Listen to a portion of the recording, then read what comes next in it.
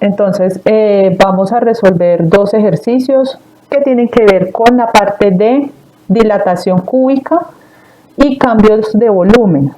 ¿Para qué nos sirve a nosotros saber lo de la dilatación cúbica y cambios? Y todo eso es para saber los cambios de volumen y los cambios de área de superficies teniendo en cuenta el material que estamos manejando, ¿cierto?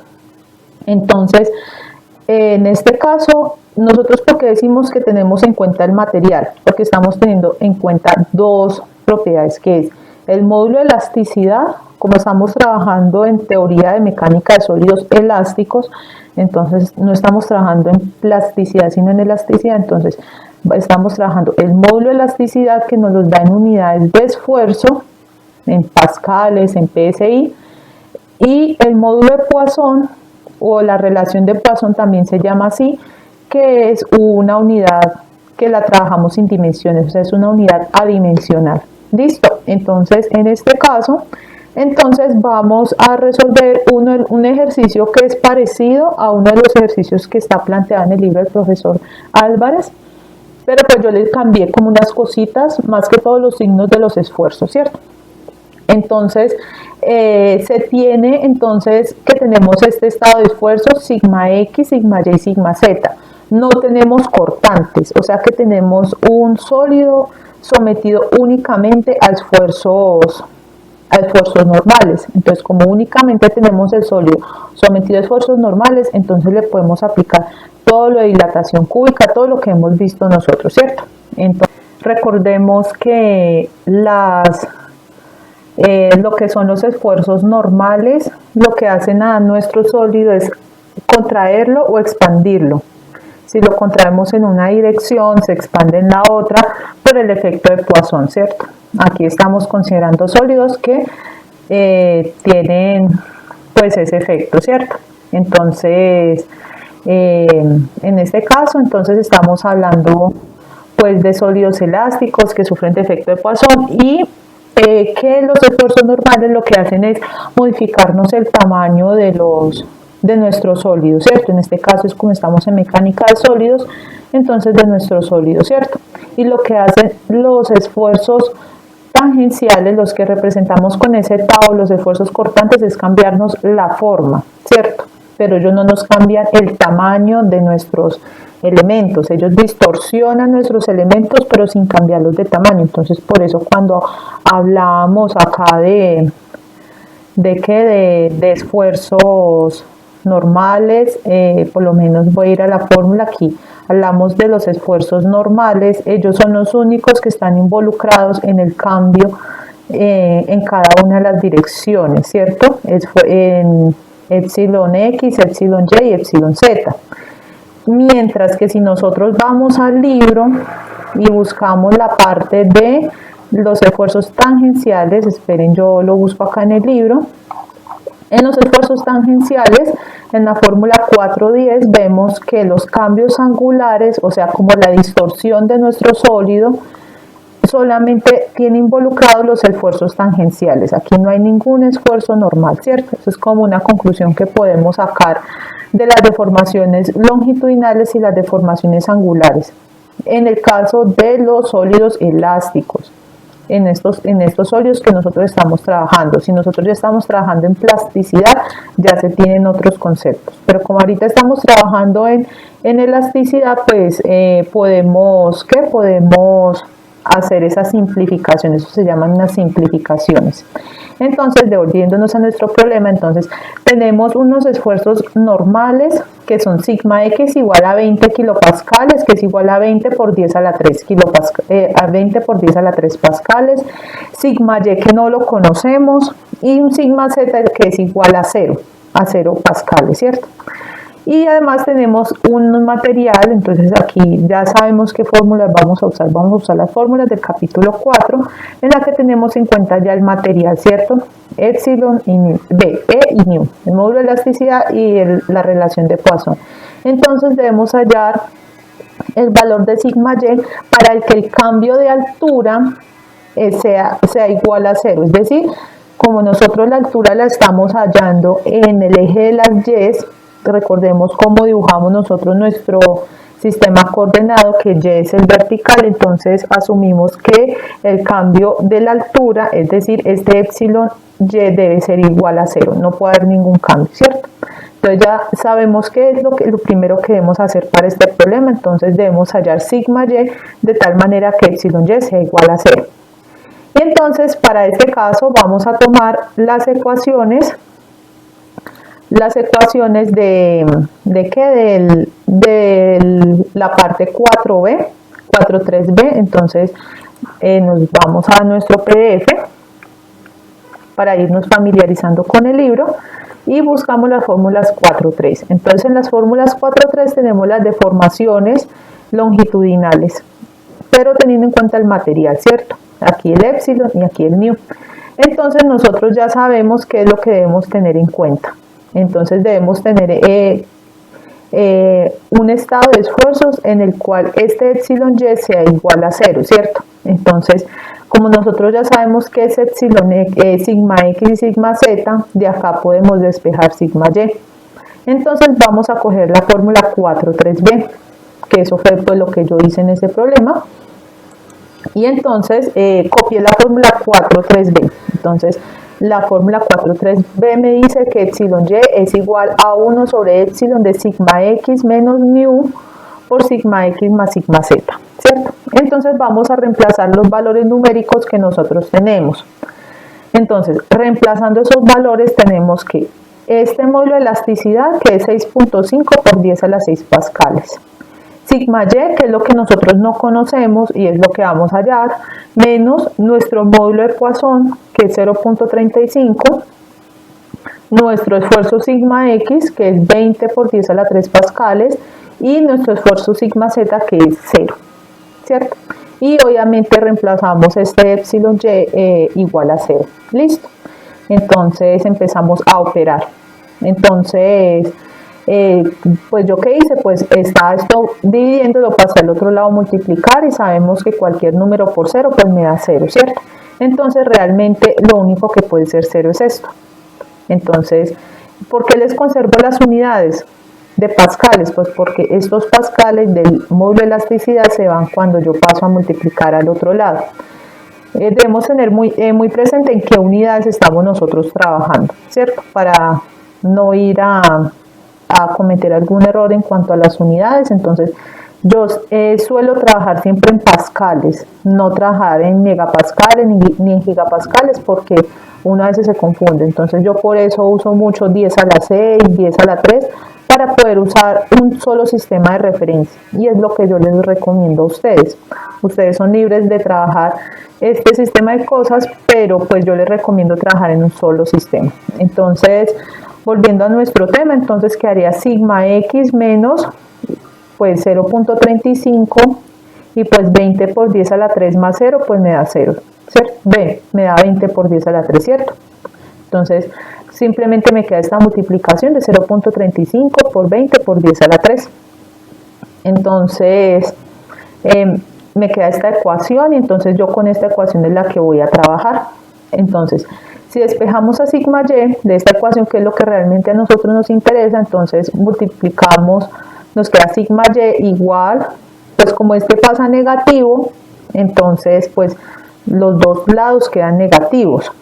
Y como los dos lados quedan negativos, pues si multiplico ambos lados por menos 1, pues ambos lados me van a quedar positivos. Por eso es que acá queda positivo y acá también queda positivo, pues por si hay algún problema pues con el despeje, ¿cierto? Entonces me quedaría sigma Y es igual a 0.35 por 20 por 10 a la 3, ¿cierto? Y si yo multiplico todo esto, me queda sigma Y es igual a 7000 pascales. Pues esto es lo mismo que 7 por 10 a la 3 pascales, es igual a 7 kilopascales. Entonces el esfuerzo necesario para que no nos cambie de altura nuestro sólido es sigma Y igual a 7 kilopascales. El segundo punto de este ejercicio consiste en hallar el cambio de área de la cara superior. Entonces, el cambio de área de la cara superior se tiene, pues, como que tanto cambia el área, ¿cierto? Eso es el cambio de área, ¿cierto? Entonces debemos tener en cuenta nosotros cómo cuantificamos los cambios. Generalmente los cambios se cuantifican como el cambio de volumen. ¿Se acuerdan cuando nosotros estábamos hablando de cambios de volumen, que era el volumen final menos el volumen inicial? Aquí vamos a aplicar lo mismo. Entonces vamos a aplicar el cambio de área, va a ser el área final menos el área inicial, ¿cierto? Entonces aquí pues más o menos dibujé nuestro sólido y la cara superior la destaqué, y entonces en este caso solamente vamos a tener, como es la cara superior, entonces ahí solo vamos a tener en cuenta el eje Z y el eje X, ¿cierto? Entonces en este caso solo vamos a tener esa área va a ser el lado de Z por el lado de X, el área de esa cara, ¿cierto? Pero entonces nosotros necesitamos saber el cambio de área, entonces nosotros no necesitamos saber solo el área inicial, sino también el área final. Entonces para saber el área final debemos saber los lados finales cómo van a quedar, ¿cierto? Entonces cuando yo le aplico unos esfuerzos normales, pues entonces este lado, este epsilon X, ¿cómo se va a modificar? Pues se va a modificar una cantidad, la longitud inicial más un epsilon X, ¿cierto? ¿Y cómo se va a modificar el lado Z? Pues será el lado en Z, el lado inicial más un epsilon Z, ¿cierto? O sea, un 1 más un epsilon Z. Recuerden cómo nosotros sacamos las fórmulas de dilatación cúbica. Entonces, vamos a emplear el mismo principio, pero en este caso no vamos a emplear la dilatación cúbica, sino que vamos a hablar solamente de dos dimensiones, es decir, del área. Entonces se tiene que ese cambio se cuantifica como el lado final en X, que sería el 80, que es la longitud en X, 80. Y entonces yo ¿qué hago? Ya no es 80 por 1, que sería el lado inicial, sino que sería 80 por 1 más epsilon X, que sería todo mi lado final, teniendo en cuenta la deformación elástica en ese sentido. Y lo mismo hacemos en Z. En Z sería igual 40 que mide en el eje Z, pues la dimensión inicial ya no sería 40 por 1, que es como nosotros trabajamos nuestras dimensiones iniciales, o más bien nuestras dimensiones sin deformar, que es diferente. Nuestros valores de referencia son cosas no deformadas, entonces ya no sería 40 por 1, sino 40 por 1 más un epsilon Z. Entonces, ¿cómo hallo estas fórmulas de epsilon X y epsilon Z? Pues esos valores, pues de la misma forma que hallé ese epsilon Y. Entonces, me voy a la fórmula 4,3 y aquí tengo la fórmula de epsilon X y de epsilon Z. Y nosotros ya tenemos todos esos datos, ya tenemos a sigma X, a sigma Y y a sigma Z, ¿cierto? Entonces, lo que hacemos es reemplazar. Simplemente reemplazamos. Y entonces para epsilon X tenemos que es un epsilon de sigma X menos nu por sigma Y más sigma Z, ¿cierto? Entonces 1 sobre epsilon de 20 por 10 a la 3, que sería nuestro sigma X, menos 0.35 por ese sigma Y. Bueno, otra cosa, aquí tienen que respetar los signos de los esfuerzos. Listo, estos son todos esfuerzos, atención, lo que nos están dando a nosotros. Si fueran a compresión serían negativos. Listo, entonces para tener también en cuenta eso. Entonces sigma Y es igual a 7 por 10 a la 3 pascales. Recuerden que yo trabajo todo en pascales, ¿cierto? Y pues el 0 de sigma Z, ¿cierto? Porque aquí ya desaparecía pascales, porque ya voy a hallar a mi epsilon X. Y recordemos que epsilon X, epsilon Y, epsilon Z y todos los gamas son adimensionales. Entonces, pero que sean adimensionales no quieren decir que nosotros no tengamos en cuenta nuestro sistema de referencia. Entonces, lo que hacemos es pues la multiplicación de 0.35 por 7 por 10 a la menos 3 y me da este resultado, y después hago la resta y ya reemplazo mi valor de epsilon de mi módulo de elasticidad, y pues me quedaría este valor, y realizando pues esta división me queda 2.7 por 10 a la menos 3. Uno más o menos como sabe que va bien en los ejercicios, pues no es una garantía pues de que usted sepa que le está yendo bien el ejercicio, pero pues que usted va como por buen camino más bien.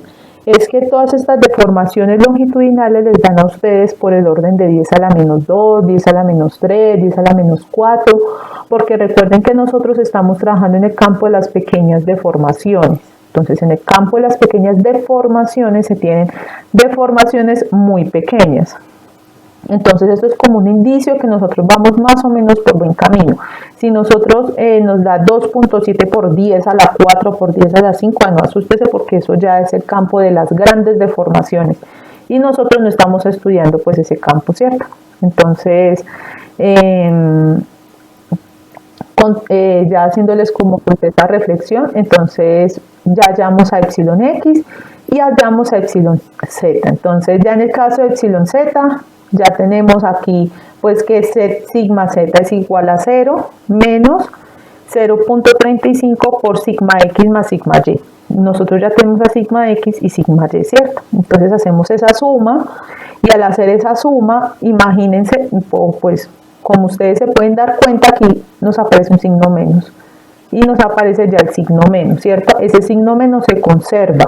¿Qué quiere decir este signo menos? Que en el eje de epsilon z, o sea en el eje z, se contrajo. Y eso pues va más o menos con la teoría que nosotros estamos viendo, mientras en un eje se contrae, en otro se dilata. Ya vimos que en epsilon x se dilató, miren, se dilató, en epsilon y no pasó nada porque todos estos esfuerzos fueron calculados de tal manera que ese epsilon y no existiera. Entonces, mientras en un lado se expande, en otro lado se contrae. Ahí vemos de una manera numérica cómo es la relación de Poisson. Ya vimos en la teoría con unas gráficas en la clase pasada y ahora con un ejercicio pues más práctico, ¿cierto? Entonces vemos que el efecto Poisson aquí se ve reflejado en una disminución, ¿cierto? En una contracción. Entonces, reemplazando todos mis valores, pues como esta división no me da exacta, ¿cierto? Entonces yo le pongo el símbolo de aproximadamente igual a menos 1.45 por 10 a la menos 3, ¿cierto? Entonces ya tenemos nuestros valores de epsilon x y de epsilon z. Entonces lo que hacemos es reemplazar esos valores. Entonces ya tenemos, al tener esos valores de epsilon, lo que hacemos es reemplazar en las primeras fórmulas que hemos planteado para los lados finales en x y en z. Entonces, reemplazando esos anteriores, pues estas ecuaciones en las ecuaciones 1 y 2, porque yo las enumeré arriba, entonces se tiene lo siguiente. El lado final en x será 8 por 1 más epsilon x. Entonces será 8 por 1 más, ese lo que me dio el resultado arriba en epsilon x, que será 2.7 por 10 a la menos 3, ¿cierto? En milímetros. Recuerden cuando ya estoy trabajando con lados finales, ya estoy trabajando con la longitud, no estoy trabajando con la deformación, sino ya con el cambio de longitud que tuvo ese lado. Entonces ahí sí tengo que tener en cuenta las dimensiones, y en los ejercicios que yo les vaya a calificar sí les voy a mirar mucho las dimensiones, listo, para que tengan en cuenta eso. Entonces entonces en este caso reemplazamos los valores y hacemos la suma, y pues vemos que el lado final en x, pues como se expandió en epsilon x, este epsilon x es positivo, pues hay un cambio de expansión en nuestro lado x, ¿cierto? Y el lado final en en z será 40 por 1 más epsilon z, pero resulta que nuestro epsilon z nos dio negativo. Entonces reemplazamos con signo y todo, reemplazamos con signo ese epsilon z y pues nos da 39.942 milímetros. Entonces aquí vemos la contracción, ¿sí? Mientras en un lado se expandió, en el otro lado se contrajo. Entonces en este caso el área final, ¿cuál será? Será el lado final en x por el lado final en, aquí es z, perdón, aquí por el lado final en z. Entonces hago esa multiplicación y ya me queda en milímetros cuadrados, porque es un resultado pues para área, entonces serán milímetros cuadrados, y entonces el área final ustedes pueden comprobar que 80.216 por 39.942 es igual a 3.203.99, ¿cierto? Milímetros cuadrados. Y el área inicial, porque para mirar nuestro cambio de área necesitamos el área final y el área inicial, ¿cierto? Entonces el cambio de área será, entonces el área inicial será 80, ¿cierto? Que sería 80 por 1, más 40, pues que sería 40 por 1 y serían nuestros, no nuestras condiciones iniciales. En esto sí hay como un troque en ese caso. Yo les quiero decir que este es inicial en el sentido de que es no deformado, pero pues aquí les estoy adelantando como conceptos de tensorial. Que una cosa sea inicial no quiere decir que no sea deformada, solo que en nuestro caso coincidió que el inicial era un no deformado, ¿cierto? Pero en realidad esta es un área de referencia. El área de referencia es aquella área que no está deformada, que a veces coincide con el área inicial, que sería cuando el tiempo t es igual a 0, ¿cierto? Pero como aquí no estamos considerando tiempos, pues por eso yo aquí coloqué área inicial. Pero en realidad esta no es una área inicial, es una área de referencia. ¿Listo? Entonces el área inicial es 80 por 40, que será 3200. Entonces ese cambio de área, entonces por lo tanto el cambio de área se tiene como este delta de área, que es cambio de área, es igual al área final menos el área inicial. Miren que a pesar de que se contrajo en un lado, finalmente esa área creció, ¿cierto? O sea, que se contraiga en un lado no quiere decir que nuestra área automáticamente vaya a disminuir, no. Eso no implica nada, solo implica que en ese lado se contrajo. Entonces vemos que el área final se expandió y hacemos pues la resta de área final menos el área inicial en milímetros cuadrados y eso nos da aproximadamente igual a 3.99 milímetros cuadrados. Como nos dio positiva, entonces podemos decir que el área de la cara superior del cubo se expandió, por eso lo pongo subrayado, porque es por el signo positivo, se expandió 3.99 milímetros cuadrados. Vamos a hacer el último punto que tenía pues nuestro ejercicio, y en este caso nuestro ejercicio tenía que también tenemos que ver el cambio de volumen, ¿cierto? Porque si cambió el área de esa cara superior, pues evidentemente va a cambiar el volumen de nuestro sólido, ¿cierto? Entonces vamos a suponer que este es un sólido cubo, es un cubo, ¿cierto? Por eso aquí hablo de la cara superior del cubo. Entonces vamos a suponer que es un cubo, ¿cierto? Entonces el cambio de volumen lo podemos hacer de dos maneras. Entonces yo aquí les voy a presentar las dos maneras para que lo tengan en cuenta. Entonces vamos a tener la manera empleando la dilatación cúbica como lo vimos en la clase pasada y la fórmula completa, es decir, teniendo en cuenta esos términos de orden 3, que es epsilon x, epsilon y, epsilon z, todos esos términos, vamos a ver qué pasa con esos dos resultados, ¿listo? Para que ustedes vean que ambos resultados son equivalentes, pero no son lo mismo, pero son equivalentes y se pueden usar cualquiera de los dos. Yo personalmente prefiero la fórmula completa. No me gusta mucho la fórmula de dilatación cúbica porque pues es un poquito imprecisa, pero pues ustedes la pueden usar porque es una fórmula válida y aparece en la teoría de las pequeñas deformaciones. Listo, entonces el cambio de volumen vamos a hacer primero con la dilatación cúbica. Entonces en el caso de la dilatación cúbica, entonces tenemos que esta es la fórmula de dilatación cúbica, que es la suma de las deformaciones longitudinales, ¿cierto? Entonces, y que coincide con la traza de la matriz de deformación, ¿cierto? Eso es lo que habla el libro. Entonces, y eso es lo que van a encontrar en la teoría de pequeñas deformaciones. Entonces, ¿qué hacemos? Simplemente reemplazamos. Entonces, reemplazamos a epsilon x, que nos dio 2.7 por 10 a la menos 3, epsilon y que nos da 0, entonces pues aquí no aparece ese 0, y epsilon z que nos da menos. Recuerden que esas deformaciones longitudinales deben ser con signo, ¿cierto? A nosotros en este caso sí nos interesan los signos. Entonces sería igual a menos 1.45 por 10 a la menos 3, hago la resta y me da 1.25 por 10 a la menos 3. Entonces recordemos cómo hallábamos el cambio de volumen en el ejemplo que hicimos el viernes pasado. El cambio de volumen lo hallábamos multiplicando el volumen inicial por la dilatación cúbica, ¿cierto? Entonces el volumen inicial, pues aquí pues como que se me pasó por alto escribirles el volumen inicial. El volumen inicial es 80 por 40 por 30. porque nuestro cubo tiene 30 milímetros. Se me olvidó como ponerles el dibujito ahí con las dimensiones, pero recuerden que es 80 por 40 por 30.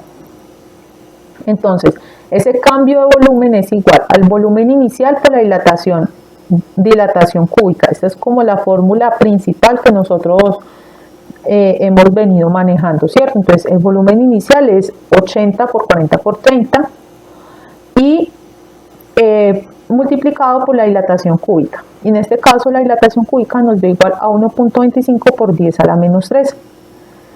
Y en ese caso el cambio de volumen nos dio de 120 milímetros cúbicos.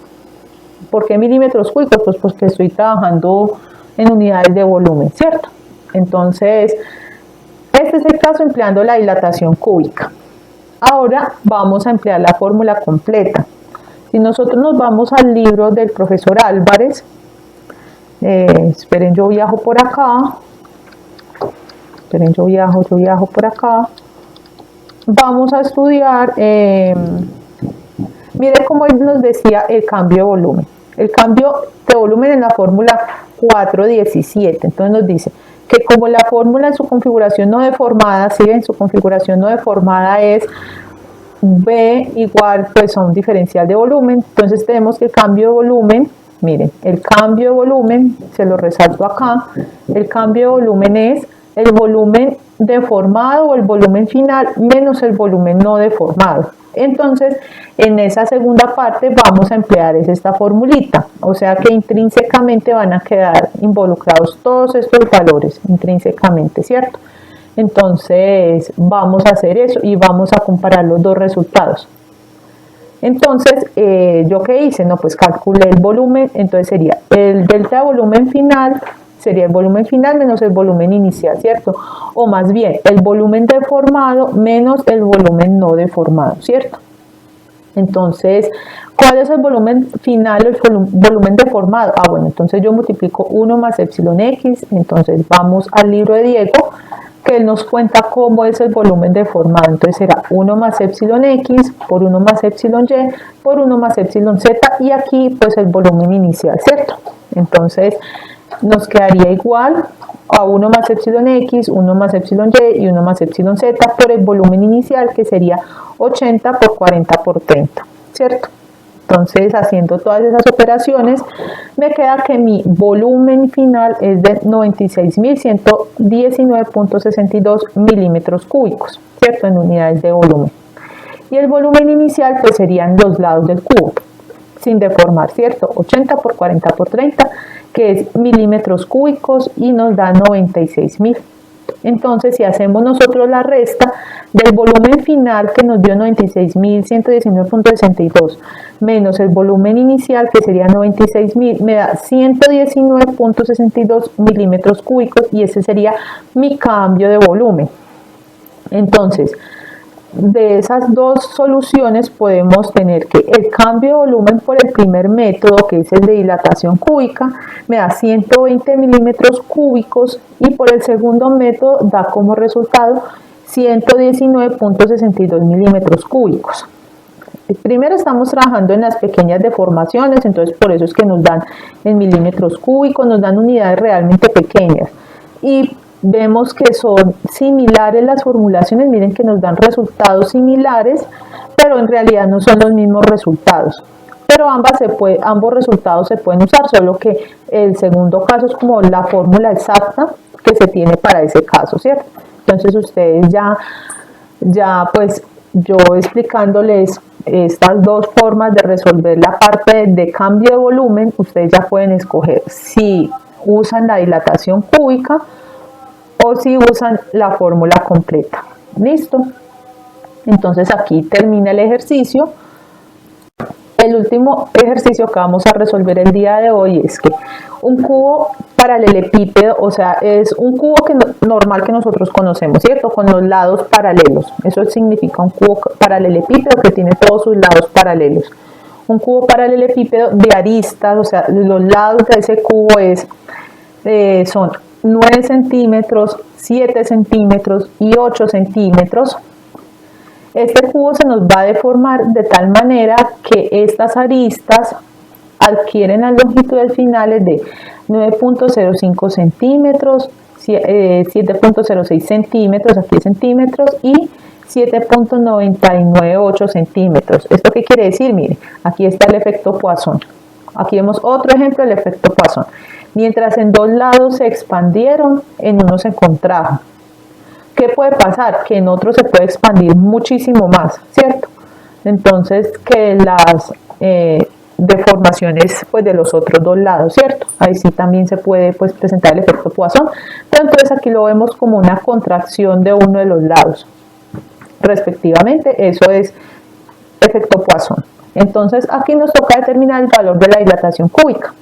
Entonces, nosotros para eso tenemos fórmula. Entonces, vamos al libro del profesor Diego y entonces aquí vemos el cambio de la dilatación cúbica, ¿cierto? Entonces, aquí tenemos en nuestra fórmula 418 cuál es la fórmula de dilatación cúbica. Entonces, ¿qué vamos a hacer en esta fórmula? Nosotros no vamos a emplear esto, solamente vamos a emplear la primera parte, el volumen deformado menos el volumen sin deformar sobre el volumen sin deformar, ¿cierto? Recordemos que la dilatación cúbica a nosotros no nos dice el cambio de volumen, sino que nos dice, eso lo debemos tener muy presente, que es el cambio de volumen por unidad de volumen. Entonces, miren, una cosa es el cambio de volumen, que sería esta resta, y otra cosa es el cambio de volumen por unidad de volumen. Y eso es la dilatación cúbica, ¿cierto? Entonces, teniendo en cuenta este concepto, entonces nos devolvemos y entonces según la fórmula 418, entonces tenemos que esa dilatación cúbica es igual al volumen final menos el volumen inicial sobre el volumen inicial, ¿cierto? Entonces, nosotros aquí ya tenemos todos los elementos para calcular nuestros volúmenes, todos los volúmenes que necesitamos. Entonces, calculamos nuestro volumen final, que sería con todas las longitudes, ¿cierto? Las longitudes finales que teníamos, o sea, las longitudes deformadas, que en este caso serían 9.05, 7.006 y 7.998 centímetros cúbicos, porque estamos trabajando en unidades de volumen. Y haciendo esa multiplicación, pues nos da aproximadamente igual a 504.59 centímetros cúbicos. ¿Por qué yo pongo aproximadamente igual? Porque yo generalmente no trabajo sino con máximo 2 decimales. Entonces yo por eso pongo aproximadamente igual, no estoy trabajando con los 3 decimales. Y así trabajara con los 3 decimales, posiblemente me tocaría de todas maneras aproximar a la siguiente cifra o a la cifra anterior, ¿cierto? O a la misma cifra, perdón. Entonces, por eso pongo el símbolo de aproximadamente igual. Y calculo el volumen inicial, que es igual a 9 por 7 por 8, que serían los lados de las aristas que nos dieron al principio. 9, 7 y 8, ¿cierto? Entonces, nos da en centímetros cúbicos, esto es igual a 504 centímetros cúbicos. Entonces, ya teniendo todos esos valores, entonces, ¿qué hacemos? Pues reemplazamos, ¿cierto? Entonces, reemplazamos los valores obtenidos y entonces, como la dilatación cúbica también es un valor adimensional, entonces por eso no pongo las unidades de longitud. Entonces, por eso es que aquí no aparecen unidades en ningún momento.